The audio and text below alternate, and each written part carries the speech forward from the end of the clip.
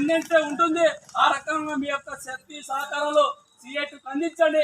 ఆ రకంగా మరిన్ని పోరాటాలు చేయడానికి ఈరోజు సిఐటి ముందుంటుందని చెప్పి తెలియజేస్తూ నాకు అవకాశం ఇచ్చి మీ అందరికీ పేరు పేరున ఉదయపూర్వక నమస్కారం చేస్తుంది.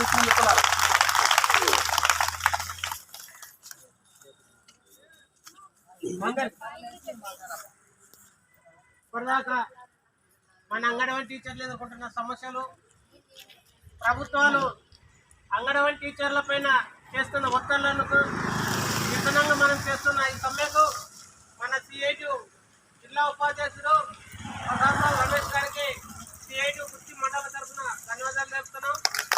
అదేవిధంగా ఇప్పుడు మన గుంటకల్ నుంచి అంగన్వాడీ టీచర్స్ లీడరు గంగా గారు మాట్లాడుతుందిగా కోరుతున్నాం.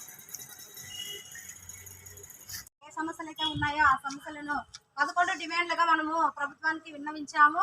అందులో 9 డిమాండ్లు అయితే దాన్ని సమర్థిస్తున్నామని చెప్పారు.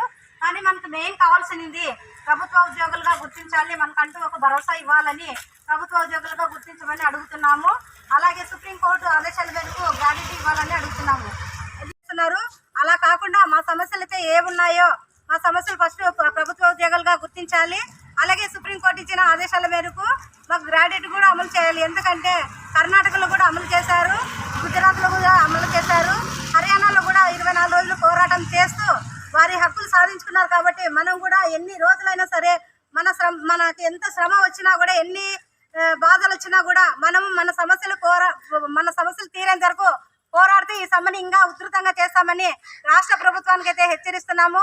ఆ రోజైతే పాదయాత్రలో మనకి ఇచ్చిన హామీలను బట్టి మీకు తెలంగాణ కంటే అదనంగా 1000 రూపాయలు ఎక్కువ ఇస్తానమ్మని చెప్పి అక్కలారా చెల్లెమ్మలారని తల నివ్వుతూ మనకి భరోసా ఇచ్చాడు. ఒకవేళ అన్న వస్తే మన బతుకులు మారుతాయేమో అని ఆశపడ్డాము. కానీ ఈరోజు రోడ్ల మీదకి వచ్చేలాగా చేసినందుకు ఆ ఘనత ప్రభుత్వానికే వర్తిస్తుంది. కాబట్టి మాకున్న సమస్యలు వెంటనే పరిష్కరించి చర్చలకు పిలిచి 4 సార్లు విఫలమయ్యాయి. మేమేం అక్క చెల్లెళ్ళు అమ్మల్లాగా కనపడటం లేదేమో అన్న జగనన్న గారికి.